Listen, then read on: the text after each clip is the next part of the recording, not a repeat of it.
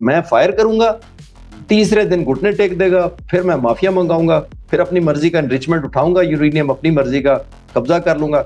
Iran की इस वक्त मिलिट्री स्ट्रेटेजी आपको क्या नजर आता? कि ईरान ने 47 सालों से इसी चीज की तैयारी, उनको डे वन से पता था कि मेरे ऊपर किसी इन्फेंट्री ने नहीं आना। वो लंबी जंग लड़ सकते हैं, मसलन ये बॉम्बिंग उन पर जारी रहे। कि इनके पास तकरीबन 80,000 के करीब मेरा ख्याल है शायद ड्रोन है। मेरा ख्याल है इनके पास 50,000 के करीब दूसरे रेगुलर मिसाइल्स हैं। इनके पास 10,000 जो हैं वो हाइपरसोनिक, और ये जो सजील इन्होंने कल चलाया वो वाले मिसाइल हैं। एक तो इसको इंटरसेप्ट करना बड़ा मुश्किल है। सजील जब एंटर हो रहा है और इसका जितने इन्होंने खैबर शिकनवी या दूसरे मिसाइल जो इस कैटेगरी के बनाए हैं वो डॉज कर लेते हैं आने वाले इंटरसेप्टर। फिर ये जब जमीन के पास जाता है, ये जो इनके लेटेस्ट वॉर हेड है, वो एक्सप्लोड करके 80 बॉम्बलेट्स निकल आते हैं उसके अंदर से। और वो कहते हैं फिर खेल तो टैक्टिकल वेपन्स की तरफ चला जाएगा। आपको लगता है स्मॉल न्यूक्लियर टैक्टिकल वेपन्स की तरफ खेल चला जाएगा? देखिए, पहले ही एंटी वॉर बहुत सेंटिमेंट्स बढ़ गए हुए हैं। एवरी 1/4 जो सिर्फ रह गए हैं अब थोड़ा बहुत जो वॉर को सपोर्ट कर रहे हैं डेसिडली अमेरिका में। ये nuclear programme, nuclear reactor, nuclear enrichment सबसे पहले अमेरिका ने ईरान को लगा के दी थी। ये लोग नहीं मरते, अमेरिका ने खुद शाह ईरान को फेवर किया था सारे का सारा। स्टेट ऑफ हॉर्मस पे आ जाते हैं। आज ट्रम्प साहब ने जो है वो सबको कहा है कि आप जो है वो मेरी मदद करें। या हॉर्मोज कंट्रोल किसके पास? ईरान के पास। क्योंकि उसने माइन बिछाई है या नहीं, उसने इतना खौफ पैदा कर दिया। क्योंकि माइन इटसेल्फ जब बिछ जाती हैं फिर वो किसी को नहीं देखती हैं। लेकिन अब मैं नहीं सोच सकता था कि अमेरिकन प्रेसिडेंट इतने हेल्पलेस हो जाएंगे जस्ट डाउन 16-17 डेज। और इजराइल का कितना नुकसान हुआ है? लोगों को समझ नहीं आ रही कि इजराइल का कितना नुकसान हुआ है। आपने शायद वीडियो फुटेज देखी होगी, उनकी पुलिस और फोर्सेस जो है खंभों पर जो सीसीटीवी या वो कैमरे लगे हुए हैं उनको तोड़ रहे हैं कि कहीं रिकॉर्ड ना हो जाए। अरब ममालिक हैं, ये कब तक खामोश रहेंगे? किसी स्टेज पर शामिल तो नहीं हो जाएंगे इस ईरान के खिलाफ अटैक करने? अभी तक तो मैं बड़ा अप्रिशिएट कर रहा हूं उनको कि वो बहुत मेच्योरिटी दिखाई है, ग्रेसफुल रहे हैं कि वो एंटर नहीं हुए। क्योंकि द डे एंटर हो गए अरब मुल्क, सबसे ज्यादा खुश पूरे ग्लोब 8 अरब लोगों में से एक शख्स होगा, नेतन्याहू। अस्सलाम वालेकुम नाज़रीन, मुज़म्मिल सरवरदी के ऑफिशियल यूट्यूब चैनल के साथ मैं हूं मुज़म्मिल सरवरदी। बिलाखिर मैंने एयर कमोडोर खालिद चिश्ती साहब को आज पकड़ लिया है। बड़े दिनों से गायब थे, काबू नहीं आ रहे थे, इधर-उधर हर चैनल पे नज़र आ रहे थे पर मुझे काबू नहीं आ रहे थे। बिलाखिर मैंने इन्हें काबू कर लिया है कि जंग के इस माहौल में ये गायब हो जाएँ, ये तो हो ही नहीं सकता ना। अस्सलाम वालेकुम चिश्ती साहब। जी बहुत शुक्रिया मुजम्मिल साहब, और मैं हर आप जैसे दोस्त के सामने कसम खाता हूँ कि कसमें जंग मैं नहीं लुभाई। कसमें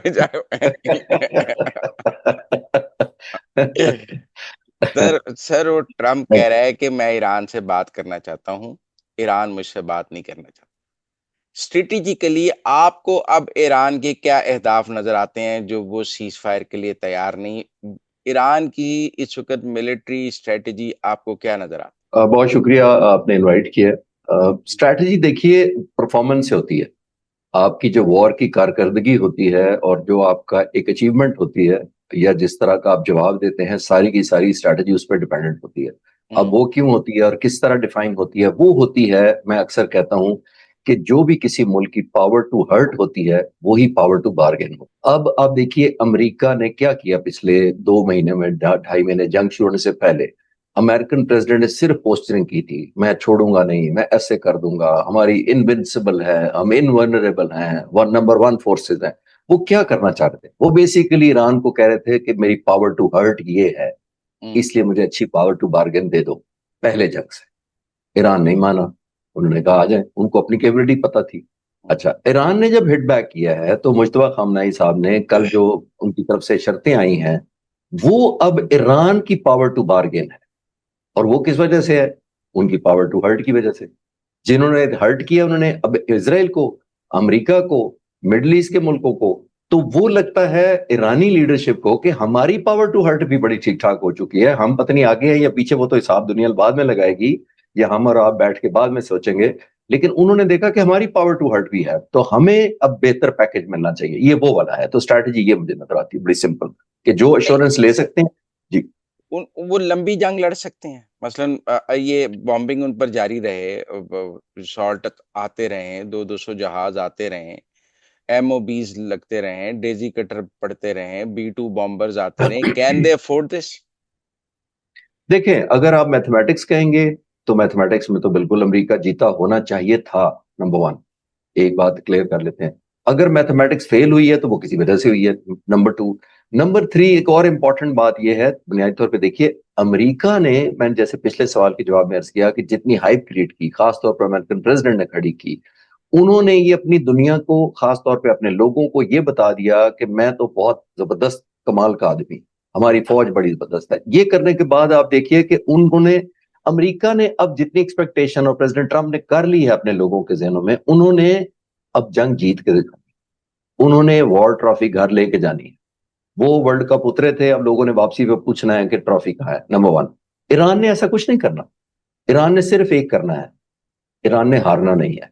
हारने का मतलब, उसने तो डे वन से कोई कोई भी उसका मैंडेट ये नहीं है कि वो अमेरिका को शिकस्त दे देगा और अमेरिका माफिया मांगेगा, ऐसा तो कुछ नहीं करना। उसने प्रोलॉन्ग करनी है। हाँ, जो डेजी कटर और बॉम्ब जिनका आप जिक्र कर रहे हैं, जरूर बमबारी हो रही है, लेकिन फिर एक, मुजम्मिल साहब, आप इतने सीनियर जर्नलिस्ट हैं, आप एग्री करेंगे कि ईरान ने 47 सालों से इसी चीज की तैयारी की।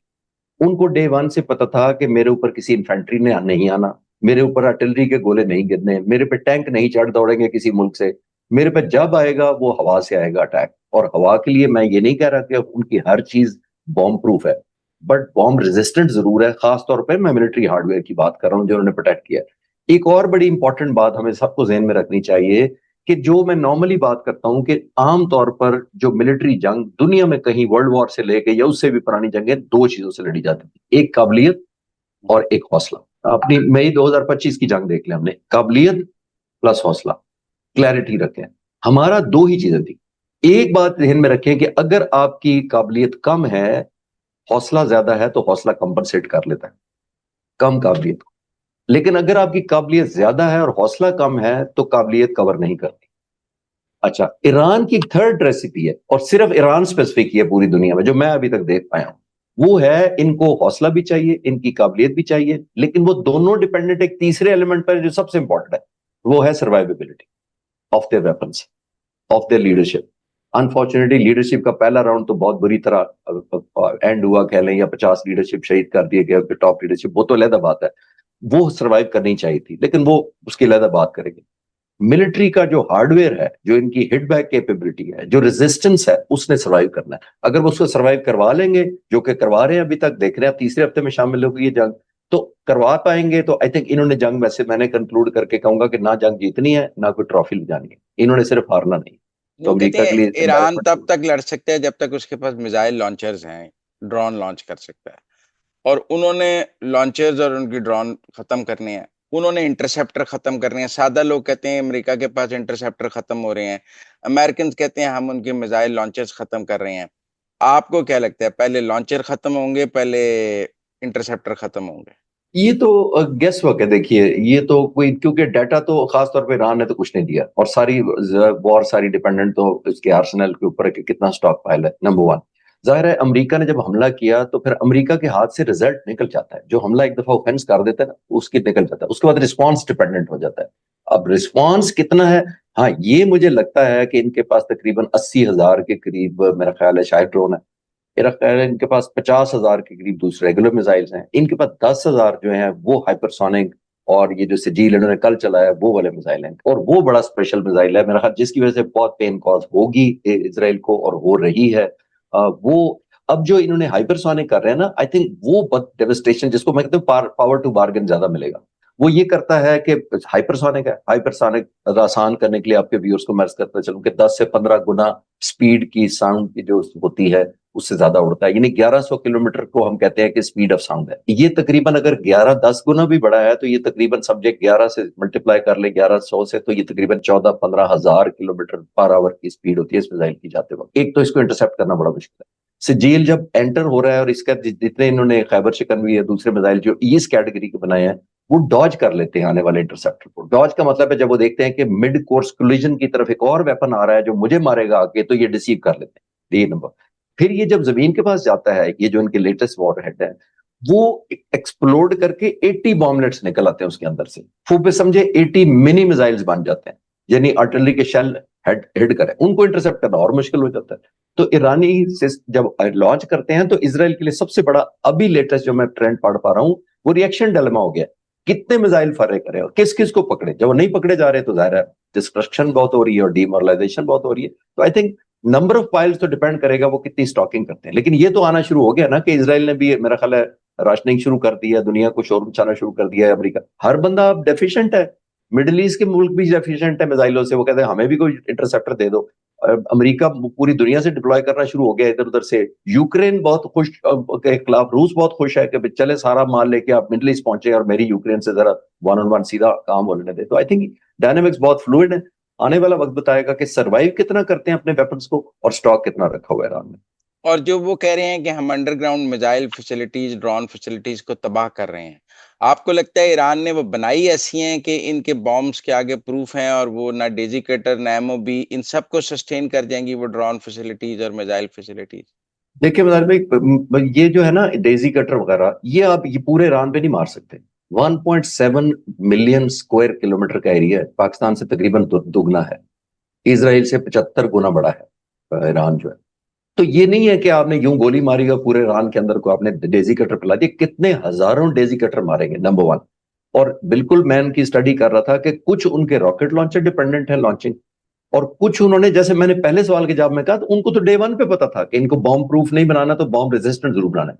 अभी जो लेटेस्ट ये फायर कर रहे हैं जो महंगे वाले सारे हैं, ये इन्होंने टनल, कुआं जैसे होता है, वेल जिस तरह होता है उस तरह की ट्यूब्स बनाई हुई है जमीन से निकाल के। ये लॉन्चर को नीचे लाते हैं, उसके वहां से फायर कर देते हैं। तो अब आप क्या करेंगे उसका, क्योंकि वो इतना डेप्थ है। और खास तौर पर मैं इनकी स्टडी कर रहा था, इनके मतलब इनके सिस्टम को, कि जून 2025 ने बड़ा सिखाया है। जब अमेरिका ने डेजी कटर इनके न्यूक्लियर प्लांट में मारे और उसके अलावा भी कुछ जगहों पर मारे, तो इन्होंने उसका पोस्टमार्टम किया कि अच्छा ये इस कंक्रीट के साथ इतनी डेप्थ तक आ जाता है, यानी पेनिट्रेट करके इतनी डेप्थ तक पहुंच जाता है, तो हम उससे नीचे चले जाते हैं। तो ये अब 7-8 महीनों ने ये इस पे बड़ा फोकस किया था। तो मेरा नहीं ख्याल कि ये डेजी कटर अब मदद करेंगे इनकी कि पूरे का पूरा इनहेलेट कर दे इनकी वेपन सिस्टम। और वो कहते हैं फिर खेल तो टैक्टिकल वेपन्स की तरफ चला जाएगा। आपको लगता है स्मॉल न्यूक्लियर टैक्टिकल वेपन्स की तरफ खेल चला जाएगा? कौन चला जाएगा ये नहीं डिपेंडेंट, ये तो अमेरिका की फ्रस्ट्रेशन ही हो सकती है और किसी की तो नहीं होगी। अमेरिका मेरा की हो ख्याल सकती ये, है, जब उसने ट्रॉफी लेनी है तो अमेरिका की जब कोई हल नहीं निकलेगा तो फिर ये हल तो है। देखिए पहले ही एंटी वॉर बहुत सेंटिमेंट्स बढ़ गए हुए हैं। एवरी 1/4 जो सिर्फ रह गए हैं अब थोड़ा बहुत जो वॉर को सपोर्ट कर रहे हैं टेसिटली अमेरिका में, 375% रेज हो गया जो कहते हैं कि वॉर हमने गलत किया, क्योंकि टेक होम रिजल्ट नहीं मिल रहा उनको ना। कोई जंग कोई बंद नहीं हो रही, लॉसेस बहुत हो रहे हैं। ईरान जितना तेल का कंट्रोल उसने संभाला हुआ है, स्टेट ऑफ हॉर्मुज वो अलग बात करेंगे। जब उसने ऑयल प्राइसेस एस्केलेट करा दी हैं, तो अमेरिकन टैक्स पेयर तो फालतू नहीं देता, वो तो टैक्स आपको पता है किस तरह देता है।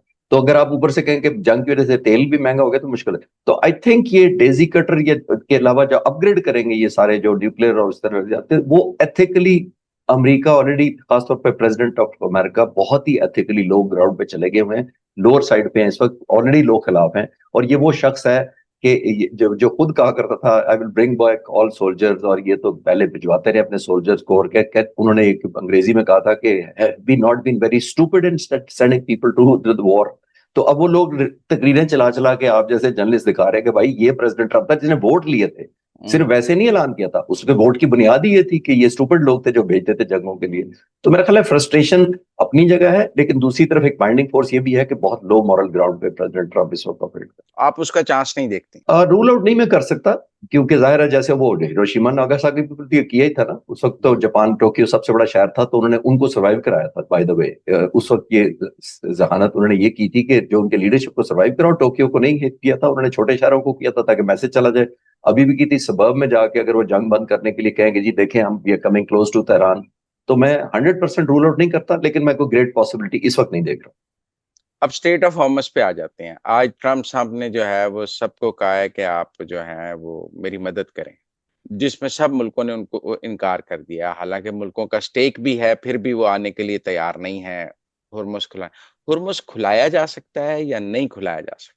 प्राइस टैग है बुनियादी तौर पर, और प्राइस टैग वो कोई भी तो नहीं कर रहा था कि इतना महंगा हो जाएगा। अमेरिका जैसा सदर दूसरों की मदद मांग रहा था। अब आप विजुलाइज करें कि तीसरे दिन उन्होंने एक तकरीर की थी कि स्टेट ऑफ हॉर्मुज पहले तो कोई जुर्रत ही ना करे, हमारा कंट्रोल होगा, हम करेंगे, ये करेंगे। अब कितने दिनों में, 2 हफ्ते में कहाँ चलेगी बात, या आप लोगों की मिलते कर।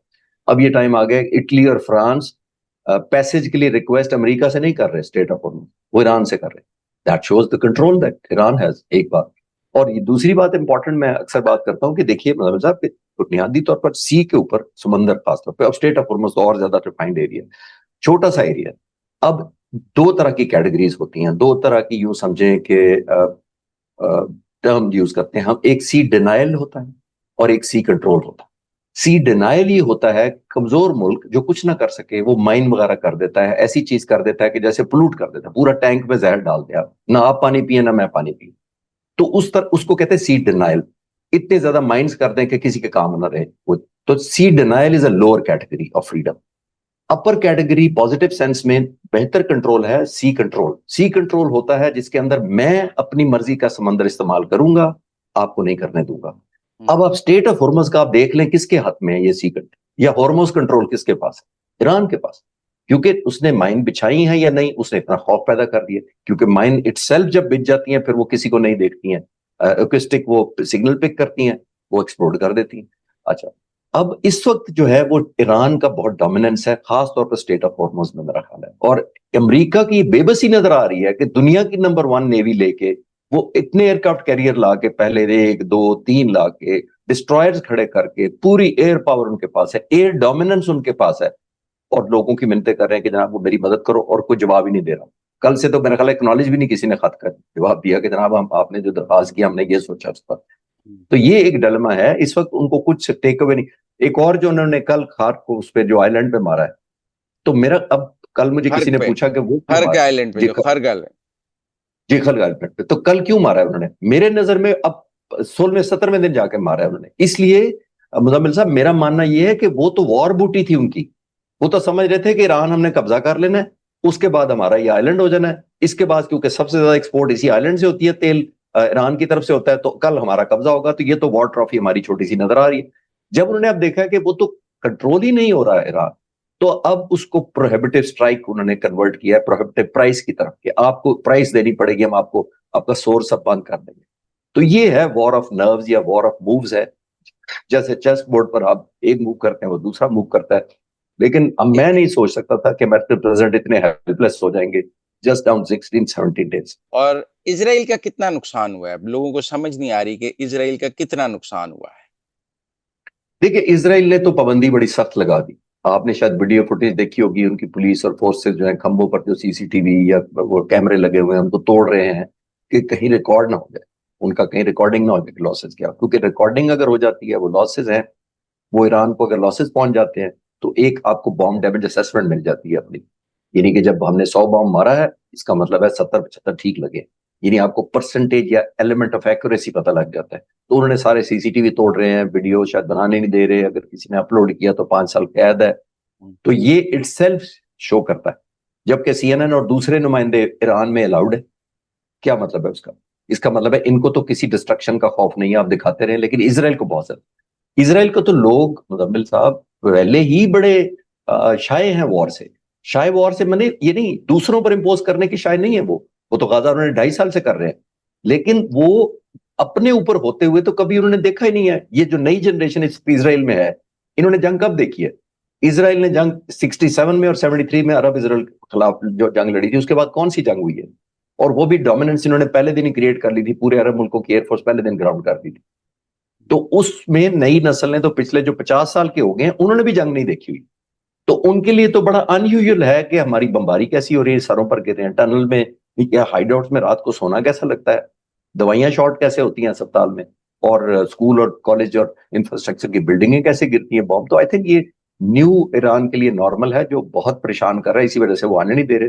तो इसराइल को मेरे ख्याल है बहुत ज्यादा डिस्ट्रक्शन हो रही अच्छा, अब एक और बात बता दें कि ये जो अरब ममालिक हैं, ये कब तक खामोश रहेंगे? किसी स्टेज पर शामिल तो नहीं हो जाएंगे इस ईरान के खिलाफ अटैक करने? अभी तक तो मैं बड़ा अप्रिशिएट कर रहा हूं उनको कि वो बहुत मेच्योरिटी दिखाई है, ग्रेसफुल रहे हैं कि वो एंटर नहीं हुए, क्योंकि द डे एंटर हो गए अरब मुल्क, सबसे ज्यादा खुश पूरे ग्लोब 8 अरब लोगों में से एक शख्स होगा, नेतन्याहू। वो कहेगा मैंने पहले ही मुसलमानों के जो इख्तलाफात थे उनको मल्टीप्लाई कर दिया, उनको लड़वा दिया। तो अभी तक तो बहुत अच्छा किया उन्होंने, नंबर 1, और वो ले रहे हैं हिट। लेकिन जाहिर है ईरान के जो मैसिव अटैक्स हो रहे हैं वो सिलेक्टिव हैं, अभी तक जो मैं पढ़ पाया हूं, वो रैंडम नहीं कर रहे, पहली बात। नीजर पे नहीं कर रहे, मैसिव ऑल आउट अटैक नहीं कर रहे, वो सेलेक्टिवली उन्हीं एयर बेसिस को अटैक कर रहे हैं जो बेसिकली एक लॉन्चिंग प्लेटफॉर्म के तौर पे कह लें या वॉर एफर्ट जनरेशन में कंट्रीब्यूट कर रहे हैं, वन वे डायरेक्टली और इनडायरेक्ट। तो आई थिंक पाकिस्तान ने भी जो कोशिश की है और बहुत सारे मुल्क और भी कोशिश कर रहे हैं कि रिफ्रेन करें, क्योंकि रिफ्रेन ही चॉइस है उनके पास इस वक्त। क्योंकि अगर उन्होंने कर लिया, फिर ईरान के ऊपर एक और एलिमेंट ऑफ लेजिटिमेसी उसको मिल जाएगी ईरान को। वो समझेगा कि अब तो आपने मुझ पर हमला किया, तो अब मेरे लिए बाकी शहर भी खुल जाए। अभी अभी तो उन बेसिस को कर रहा है ना जो जहां से अमेरिकन एफर्ट लॉन्च हो रही, फिर वो ऑल ओवर करना शुरू कर अच्छा, देगा। नहीं, और बाकियों की फिर निस्बत उसे दुबई पे ज्यादा गुस्सा क्या है? लोग जानना चाहते हैं दुबई पे इतना गुस्सा क्यों है? दुबई के एयरपोर्ट को भी करता है, दुबई पे ज्यादा मारे हैं, बाकी जगह कम मारे हैं, दुबई पे क्या गुस्सा है नहीं, ईरान को? नहीं तो दुबई के अलावा है क्या यूए में मेन, अगर आप कहें नव हब है क्या सबसे ज्यादा, वो वो कहते हैं सबसे सऊदी दुनिया की अरब पे कौन कब सा। मारे हैं, बाकी ओमान पे कब मारे हैं, बाकी जगह, लेकिन दुबई पे ज्यादा गुस्सा नजर आया है। नहीं, मेरा ख्याल है दुबई यूएई के पास बहुत ज्यादा ऑफर करने को अपॉर्चुनिटी है नहीं टारगेट्स की, और जाहिर है उसको पता है सबसे ज्यादा पेन दुबई है, और आप खुद एग्री करेंगे कि दुबई तो हेवन था फॉर इन्वेस्टमेंट। और अब आप कितने साल लगेंगे या कितनी दिहाइयां लगेंगी वो कॉन्फिडेंस रिस्टोर करने के लिए, लोगों का, बिजनेसमैन का, टूरिज्म का, होटलिंग का, एयरलाइनों का, तो वो तो पता नहीं कितने डिकेड्स पीछे धकेल दिया। तो आई थिंक वो, जैसे मैंने पहले कहा कि वो ईरान एक प्रोहिबिटिव कॉस्ट हर एक पर इम्पोज कर रहा है अकॉर्डिंग टू द सेंसिटिविटी। लेकिन अभी भी वेल मैयर्ड है, अल्लाह करे उससे पहले पहले ये क्लोज हो जाए, बिकॉज आने वाले वक्त और चैलेंजिंग हो सकते हैं अगर ईरान। आपको कब क्लोज होती लगती है? What's your gas? मेरा तो ख्याल किसी दिन भी मैं सुबह उठूंगा तो प्रेसिडेंट ट्रंप ऐलान कर देंगे कि मैं जंग जीत चुका हूं, क्योंकि फैसला जंग उन्होंने करना है, वो उनका मीडिया शुरू हो जाएगा, ठक ठक सुबह से लेके सब शुरू हो जाएगा। तो this is on the lighter नहीं, नोट, पर मेरा ख्याल है ये लाइटर। जवाब में ईरान सीज फायर नहीं मानेगा और वो अगर मिसाइल चलाता रहेगा तो फिर कैसे जीतने का है? नहीं नहीं, वो आप बिल्कुल आप सही कह रहे हैं कि ईरान नहीं मानेगा, क्योंकि ईरान का तो अब जिसको कहते हैं ना, अब उसको समझ आना शुरू हुई है कि कितना मैं एक्यूरेटली हिट बैक कर रहा हूं और कितनी ज्यादा प्राइस इनके खुद लोग दे रहे हैं। तो आई थिंक ईरान तो नहीं मानेगा, लेकिन कुछ मुल्कों को डालकर शायद कोई फेस सेविंग अमेरिका ले ले और कह दे कि जी मुझे भी जीतने दें, आप भी जीत जाएं। लेकिन जो ईरान कर रहा है टेक्निकली, एथिकली, मिलिटरली, वो स्ट्रैटेजी पॉइंट ऑफ व्यू से बिल्कुल ठीक कर रहा है। क्योंकि देखिए जून में प्रेसिडेंट ट्रंप वापस गए जंग लड़के, और जाके ऐलान कर दिया कि जनाब हमने कई दिहाइयों पीछे इनका न्यूक्लियर प्लांट धकेल दी। पहली बात तो ये, मेरे जैसे लोग आपके पास पता नहीं मैं आया कि नहीं आया, मैंने आपके सब जगह कहा कि ये गलत कह रहे हैं, इन्होंने दिहाइयां पीछे धकेल दिया है। क्योंकि मैंने भी अपने थोड़ी सी स्टडी की, न्यूक्लियर प्लांट कैसे बनते हैं, वो नॉर्मल कॉन्ट्रैक्टर नहीं बनाते, वो अंडरग्राउंड भी होती हैं और बंकर भी होते हैं और बॉम्ब प्रूफ भी बनाते हैं, बड़ा कुछ होता है। तो मैंने कहा था ये नहीं है, इनको ने सिर्फ फेस सेविंग दिखाई है, अपने लोगों को बताया कि हमने कमाल कर दिया था। और ये 7वें महीने में कम बैक कर दिया उन्होंने उसी चीजों पर कि तुम्हारे पास न्यूक्लियर प्लांट है, एनरिचमेंट है ये। और एक और आपके व्यूअर को दिलचस्प बात बताते चलूं, बहुत कम इस पे लोग बात करते हैं कि ईरान ने न्यूक्लियर इनरिचमेंट और न्यूक्लियर प्रोग्राम रिएक्टर कब शुरू किया, ये बहुत कम लोग जानते होंगे। देखिए जवेर साहब, 1953 में इन्होंने, जो इनके प्राइम मिनिस्टर थे मुसद्दक, उनको जबरदस्ती हटवाया और रजा शाह पहलवी को लेकर आए, बादशाह सलामत। तो वो बादशाह जब तशरीफ लाए तो उन्होंने 40% अपनी ईरान की कंपनियां आउटसोर्स कर दी अमरीकियों को, पहली बात। तो जब अमरीकियों को आउटसोर्स कर दी तो ऑब्वियसली एक गुडविल क्रिएट हो गई, ये सैटेलाइट बन गए एक किस्म के सब। ये nuclear programme, nuclear reactor, nuclear enrichment सबसे पहले अमेरिका ने ईरान को लगा के दी थी। ये लोग नहीं मानते, अमेरिका ने खुद शाह ईरान को फेवर किया था सारे का सारा। फिर उसके बाद जब आयतुल्ला khomeini ने टेक ओवर किया तो फिर जाहिर है पाबंदियां लगी, लेकिन उनको आर्ट या नो हाउ तो आ चुका था।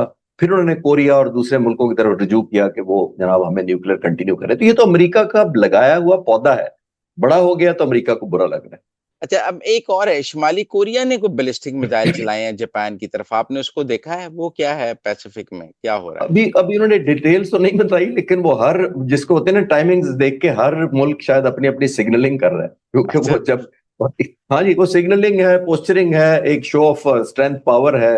जिस तरह वैसे जैसे चीन क्यों खामोश है, वो इसलिए खामोश है कि अमेरिका कर ले पहले, तो एक तो डिप्लीट होगा एनर्जी उसकी। रूस भी खामोश है। मैं अक्सर कह रहा हूँ सारे चैनल्स के ऊपर के सबसे ज्यादा इस वक्त को इत्मीनान में, अगर कुछ तो कोई जंग पे नहीं होता, लेकिन सबसे इत्मीनान में सो प्रेसिडेंट पुतिन है। क्योंकि देखिए उन्होंने पहली बात अमेरिका को डिप्लीट कर रहे हैं। दूसरी बात आप देखें कि वो क्या कर रहे हैं, उन्होंने कहा मैं ऑयल कैश पे दूंगा, जो $25 का था बैरल वो 52 पे ले गए हैं। उन्होंने कहा मैं इस पे दूंगा आपको और कैश पे दूंगा। कैश क्यों चाहिए? यूक्रेन वॉर के लिए। फिर प्रेसिडेंट पुतिन इस वजह से इत्मीनान में है कि सारे का सारा असला वेस्ट, नेटो, अमेरिका पहले यूक्रेन को दे रहा था। उन्होंने कहा सारा उठा के, मेरा ख्याल है जो अभी लोड भी नहीं हो रहा था वो उठा के सारा मिडल ईस्ट पहुंच गया।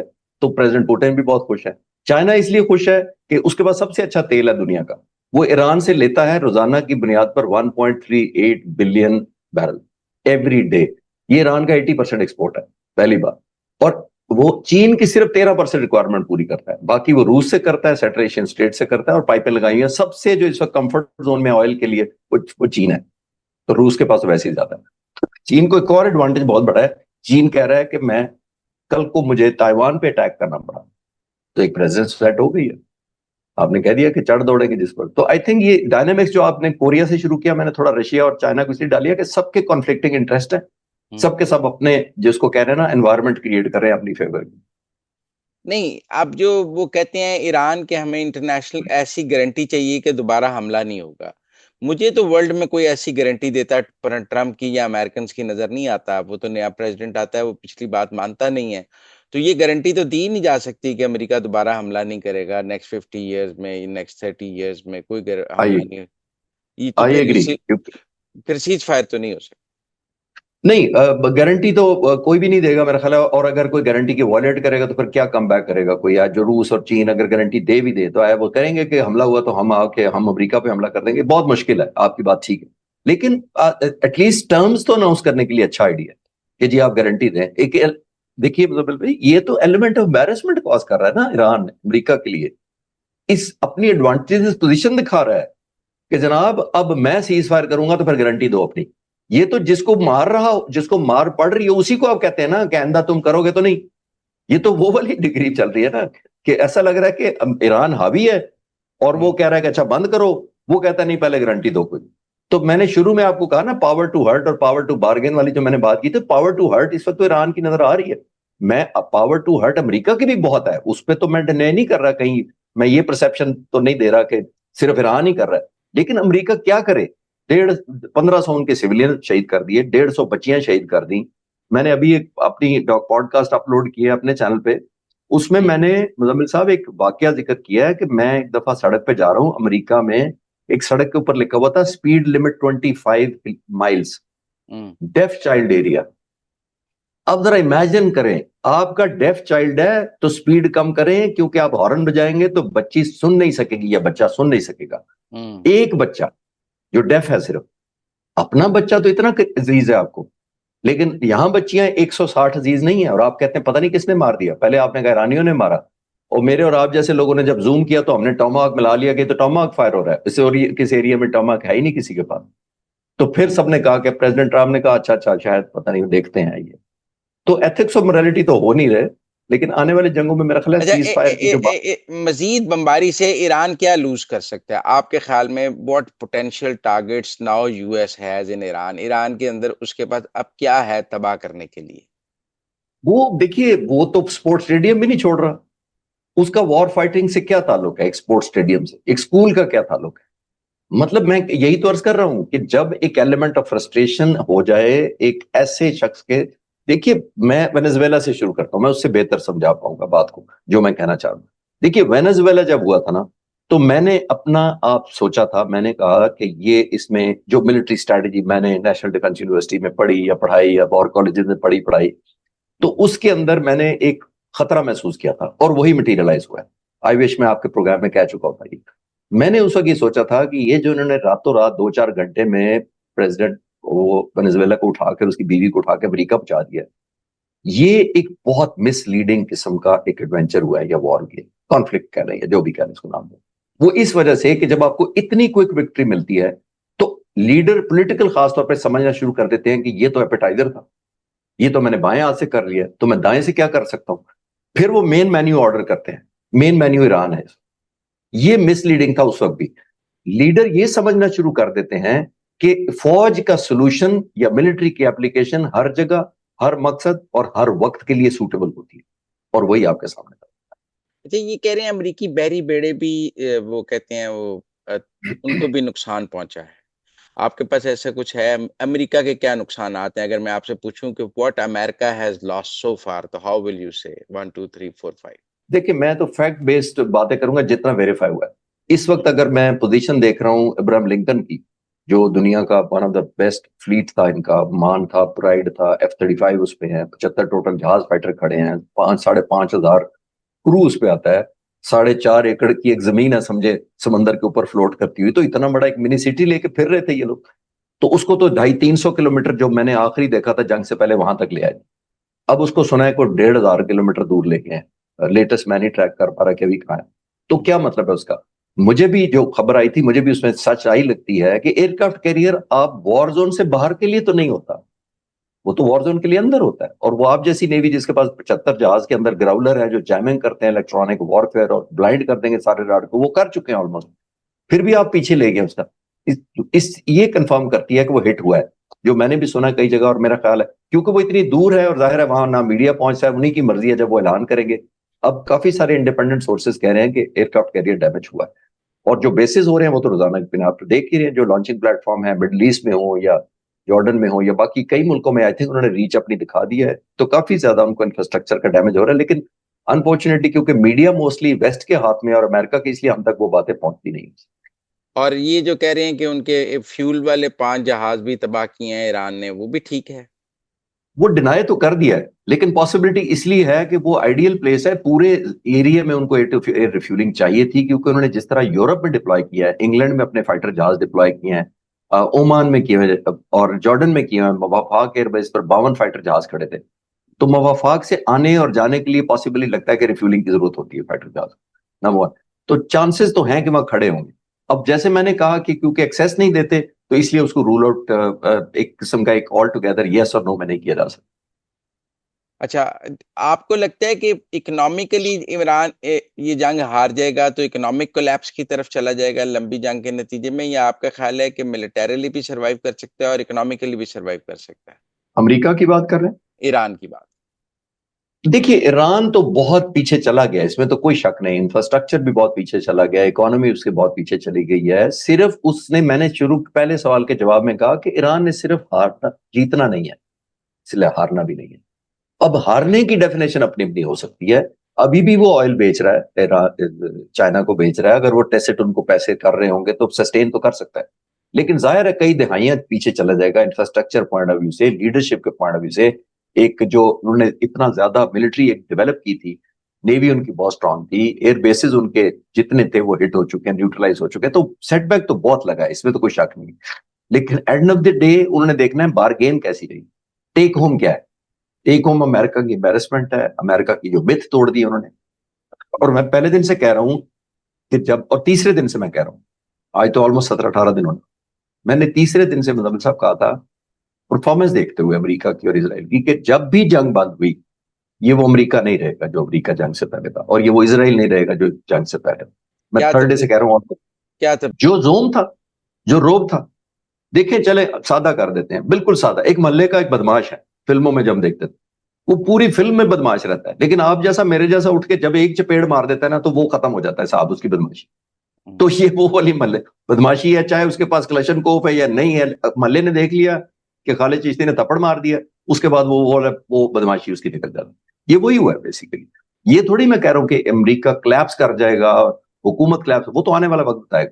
लेकिन ईरान ने जो कमबैक किया है, वो मैं तवक्को इतना सस्टेन नहीं तवक्को कर रहा था, क्योंकि अमेरिका ने अपने आप को बहुत ज्यादा ओवर सेल किया हुआ था, खासतौर पर अमेरिकन प्रेसिडेंट ने, कि हम तो किसी को छोड़ते ही नहीं है। वो जो पोस्टरिंग कर रहे थे 2 हफ्ते से, वो मैनिफेस्ट नहीं हो पाई। दुनिया ये $100 से ऊपर तेल कब तक बर्दाश्त कर लेगी? प्रेशर वेल का डिपेंड करता है, मैंने नहीं, जैसे कहा, इस वक्त तो सबसे सुकून प्रेशर ईरान पे आएगा कि या अमेरिका पे आएगा? अमेरिका पे आएगा फॉर श्योर, जिसने किया है पहला, जिसने पहले बुलेट फायर किया। देखिए, बुनियादी तौर पर एक लफ्ज हम मिलिट्री स्ट्रैटेजी में यूज करते हैं, उसको कहते हैं feedback loop of conflict. Feedback loop of conflict ये होता है मुजम्मिल साहब, सॉरी मैं थोड़ी सी टेक्निकल बात कर दी है। फीडबैक लूप ऑफ कॉन्फ्लिक्ट ये होता है कि आप पहला फायर करते हैं, उसके बाद दूसरा ऑटोमेटिक फायर होता है, फिर तीसरा फायर होता है। वो लूप घूम के आपको एंड ऑफ द डे आप पर आता है, या फायदे की शक्ल में या नुकसान की शक्ल में। अमेरिकन प्रेसिडेंट ने फीडबैक लूप ऑफ कॉन्फ्लिक्ट कभी तवक्को ही नहीं किया होगा कि ऑयल भी चढ़ जाएगा, मेरे बेसिस भी न्यूट्रलाइज हो रहे हैं, मेरे पास वेपन भी खत्म हो जाएंगे। ये फीडबैक लूप ऑफ कॉन्फ्लिक्ट इंतहाई नेगेटिव है, जबकि उनको तो पॉजिटिव चाहिए था कि मैं फायर करूंगा, तीसरे दिन घुटने टेक देगा, फिर मैं माफिया मंगाऊंगा, फिर अपनी मर्जी का एनरिचमेंट उठाऊंगा, यूरेनियम अपनी मर्जी का कब्जा कर लूंगा, या 3-4 टुकड़े कर दूंगा ईरान के खुदा न खास्ता, एक कुर्दों को दे दूंगा, एक आजरीज को दे दूंगा, एक अहले तशी को पकड़ा दूंगा छोटा सा पोर्शन। वो तो हुआ ही नहीं ना। तो ये फीडबैक लूप ऑफ कॉन्फ्लिक्ट बड़े में उनको बहुत बदमजगी हो रही है और बड़ी डिसअपॉइंटमेंट हुई है उनकी लीडरशिप को भी, तमाम की तमाम अमरीका। देखते हैं वो कब तक सस्टेन करता। यूरेनियम महफूज है, 440 किलो एनरिच्ड यूरेनियम है, कब तक महफूज रह सकता है? डिपेंड्स के उन्होंने, आई एम श्योर एक बात बड़ी क्लियर होनी चाहिए कि ईरानियों को भी, लीडरशिप को भी डे वन से पता है कि दिस इज द मेन, अब सबसे फोकस अमेरिका का है। और उसको आई एम श्योर उन्होंने बहुत ज्यादा हाइडिंग में किया होगा या कहीं ऐसी जगहों पे किया होगा कि इनके शायद वहम गुमान में ना हो। सिर्फ एक चीज से मुझे डर लगता है, डर से मतलब मैं कंसर्न्ड हूं कि जितनी इनकी सिक्योरिटी ब्रीच हुई हुई थी, इनकी इंटेलिजेंस, उसने ना बता दिया हो, क्योंकि ये बिलियंस ऑफ डॉलर उनको भी तो नवाज देते हैं ना कि जो मुखबरी करेगा। एक वही एलिमेंट है जिससे को पता लग सकता है कि कहां पड़ा है। Otherwise I am sure Irani leadership को तो पहले दिन से पता था कि हमने इसको प्रिजर्व करना ही करना। ये जो खबरें हैं कि मुश्तबा खामनाई मॉस्को चले गए हैं इलाज के लिए और उनको मॉस्को शिफ्ट किया गया है, यू बिलीव दैट? नहीं, मैंने वैसे फॉलो नहीं किया, मैंने भी सिर्फ सोशल मीडिया पे ही देखा है। मेरा नहीं ख्याल इस वक्त वो स्टोर छोड़ के गए होंगे, मुझे गलत लगती है। अगर मेरे से जो गट फीलिंग, ऑब्वियसली मेरे पास डाटा नहीं है, हो सकता है मैं कल सुबह गलत साबित हो जाऊं या आज शाम को कहें हाँ जी वाकई पहुंच गए, लेकिन मेरा मानना नहीं है कि इस सूरत में जंग छोड़ के जाएंगे। डॉक्टर हो सकता है कोई बुला लिया और उससे या जहां से मर्जी, लेकिन इस स्टेज पे वो छोड़ना उनका बनता नहीं है, बहुत मोरल लोरिंग हो जाएगा। और 12 दिन नेतन्याहू गायब रहने के बाद फिर एक कॉफी शॉप में नजर आए हैं, ये क्या ऑप्टिक्स हैं? ये भी ऑप्टिक्स वही है, जैसे वो तो ऑब्वियसली उन्होंने देखा कि ईरानी लीडरशिप सड़कों पे फिर रही है, प्रेसिडेंट उनके फिर रहे हैं सारे, तो हम भी एक फिजिकल अपीयरेंस दिखाई दें अपने मोरल बूस्टिंग के लिए, क्योंकि इजराइल में तो बहुत डिसअपॉइंटमेंट है ना, बहुत ज्यादा फ्रस्ट्रेशन है कि जो मार उनको पड़ रही है, जितना डिस्ट्रक्शन हो रही है, उनकी क्वालिटी ऑफ लाइफ है, इनसिक्योरिटी है। और उनको तो क्विक फिक्स की आदत थी कि हम जाते हैं बस बमबारी करते हैं, चंद घंटों में हमने 73 अरब इजराइल वॉर भी जीत ली थी और चंद घंटों में 67 भी न्यूट्रलाइज कर दिया था। तो आई थिंक ये बहुत बड़ा शौक है। तो आई थिंक ये मोरल बूस्टिंग कह लें या कनेक्टिविटी दोबारा की है। मेरा भी उस वक्त भी मानना नहीं था कि इतनी जल्दी नेतन्याहू शायद नहीं एलिमिनेट हुआ। बहुत शुक्रिया चिश्ती साहब हमारे साथ बात करने का, thank it you. Was pleasure talking to you, thank you very much. Thanks.